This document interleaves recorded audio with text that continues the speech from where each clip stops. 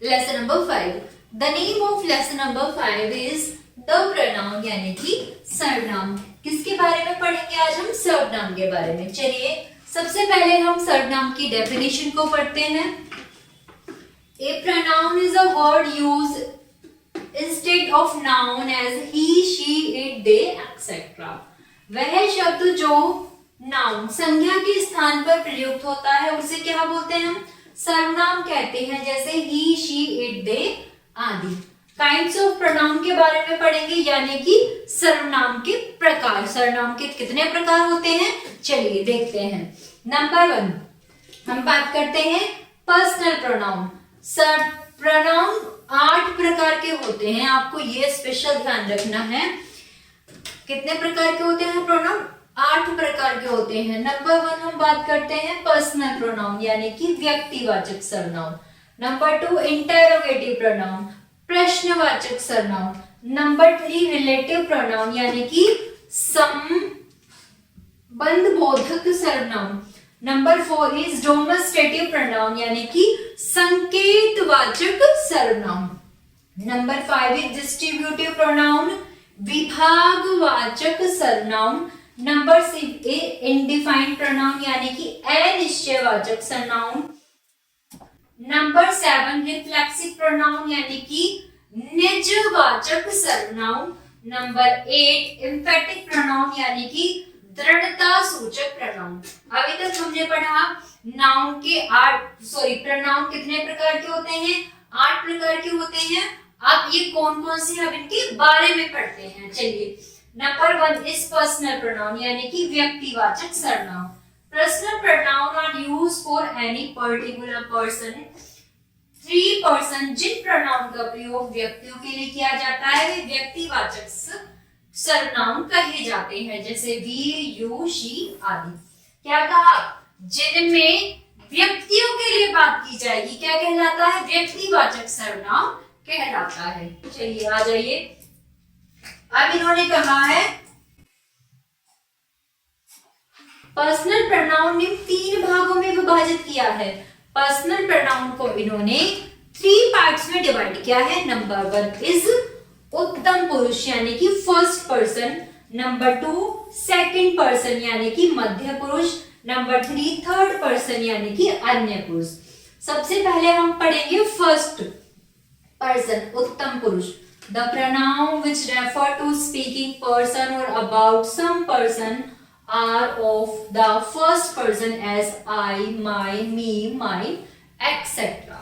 जो व्यक्ति स्वयं अपने विषय में कुछ कहता है उस कहने वाले व्यक्ति को उत्तम पुरुष कहते हैं, जैसे I, my, me, mine। Second person यानी कि कौन? मध्यम पुरुष। The person which refer to the person of persons spoken are the second person, you, yours, they, etc. जिस व्यक्ति से बातचीत की जाए उसे मध्यम पुरुष कहते हैं, जैसे you, yours, they आदि। नंबर 3 की बात करते हैं हम। थर्ड पर्सन यानी कि अन्य पुरुष।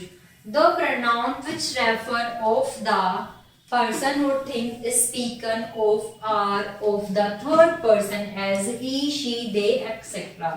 जिस अन्य व्यक्ति के विषय में बातचीत की जाती है उसे थर्ड पर्सन या अन्य पुरुष कहा जाता है, जैसे he, she, it, they आदि। पर्सनल प्रोनाउन को तालिका के अनुसार समझिए। अब हम इसको किसके अनुसार समझेंगे? अब हम इसको तालिका के अनुसार समझेंगे। किसके अनुसार समझेंगे? तालिका, यानी कि यहाँ पर इन्होंने एक तालिका दी गई है उसके अनुसार हम इसको समझेंगे। तालिका में सबसे पहले दिया गया है first person, second person, third person, subject, object, position, I, we, me, us, my, our. यानी कि सिंगुलर में आई और प्लूरल में जब हम आई को बदलेंगे तो क्या हो जाएगा? वी हो जाएगा। सिंगुलर में मी होगा तो प्लूरल में अस हो जाएगा। सिंगुलर में माई होगा तो प्लूरल में आर हो जाएगा। नेक्स्ट हम बात करते हैं you, yours, yours, yours. Singular की बात करते हैं ही, इट, शी। प्लूरल में they, him it her plural में them, his its her plural में देयर। इंट्रोगेटिव प्रोनाउन प्रश्नवाचक सर्वनाम। Interrogative pronoun are used for asking question as who, whom, what। जो pronoun शब्द पूछने के काम आते हैं उन्हें interrogative pronoun या प्रश्नवाचक सर्वनाम कहते हैं, जैसे who, whom, what आदि। Relative pronoun संबंधवाचक सर्वनाम। A relative pronoun is one that only stand for a noun but also join sentences as which, whom, that, etc। वे सर्वनाम जो दो वाक्यों को जोड़ते हैं और अपने से पहले नाउन प्रकट करते हैं, संबंधवाचक सर्वनाम कहलाते हैं। इसने क्या कहा? इसने कहा कि वे सर्वनाम जो किसको जोड़ते हैं? दो वाक्यों को जोड़ते हैं और अपने से पहले नाउन संबंध प्रकट करते हैं, क्या कहलाते हैं? संबंधवाचक सर्वनाम कहलाते हैं, जैसे which, whom, that। Demonstrative pronoun यानी कि संकेतवाचक सर्वनाम। Demonstrative pronoun are used to point to the person और things for which they stand, this, that, these, those, etcetera. जो प्रोनाउन किसी व्यक्ति अथवा वस्तु की ओर संकेत करते हैं वे क्या कहलाते हैं? वे संकेतवाचक सर्वनाम कहलाते हैं। प्यारे बच्चों, आपको संकेत से ही पता चल रहा होगा किसी की ओर इशारा करना, संकेत करना, बताना, जैसे दिस, दैट, दीज, दोज आदि। डिस्ट्रीब्यूटिव प्रोनाउन विभाग सूचक सर्वनाम। These are those pronouns which show that person or things are taken singly or separate groups as each, either, neither, etc। जो pronoun बहुत से व्यक्तियों या वस्तु में से किसी एक व्यक्ति या वस्तु का बोध कराए उन्हें विभाग सूचक सर्वनाम कहते हैं।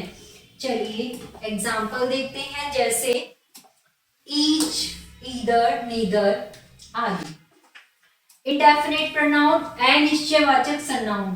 These are those pronouns which refer to person or things in generally a way. They do not refer to any particular person or thing as some, few, any, many, etc। जो प्रोनाउन किसी विशेष वस्तु या व्यक्ति के लिए प्रयोग किया जाए वे क्या कहलाते हैं? अनिश्चयवाचक सर्वनाम कहलाते हैं, जैसे सम, फ्यू, एनी, मैनी आदि। नंबर 7 की बात करते हैं, रिफ्लेक्सिव प्रोनाउन निजवाचक सर्वनाम। It indicate that the subject, that the object refer to the same person और thing as myself, yourself, themself etcetera. वह प्रोनाउन जो यह प्रकट करे कि कार्य का प्रभाव सब्जेक्ट पर पड़ता है उसे किसी पर नहीं, अर्थात एक वचन पर्सनल प्रोनाउन के बाद सेल्फ, बहुवचन प्रोनाउन में सेल्फ जोड़ने पर रिफ्लेक्टिव प्रोनाउन बनाए जाते हैं। प्यारे बच्चों, बहुत ही इंपॉर्टेंट बात इसमें कह रहा है, बहुत ही ध्यान से सुनिएगा। क्या कहा इसने? कहा वह प्रोनाउन जो यह प्रकट करे कि कार्य का प्रभाव सब्जेक्ट पर पड़ता है। किस पर पड़ता है? सब्जेक्ट। इट मीन्स जो सेंटेंस में कार्य कर रहा है, और किसी पर नहीं, अर्थात एक वचन यानी कि पर्सनल प्रोनाउन के बाद सेल्फ तथा पर्सनल प्रोनाउन में सेल्फ जोड़ने पर रिफ्लेक्सिव प्रोनाउन बनाया जाता है, जैसे my self, yourself, them self. फिर हम बात करते हैं नंबर 8 की, एम्फेटिक प्रोनाउन दृढ़ता सूचक सर्वनाम। Emphatic pronoun is that which is used for a shake of emphasis, my self, your self, her self, them self. दृढ़ता सूचक सर्वनाम वह सर्वनाम है जिसका प्रयोग जोर डालने के लिए हो, जैसे my self, your self, her self, them self आदि। तो प्यारे बच्चों, ये था हमारा लेसन जिसमें हमने क्या पढ़ा, प्रोनाउन के बारे में पढ़ा।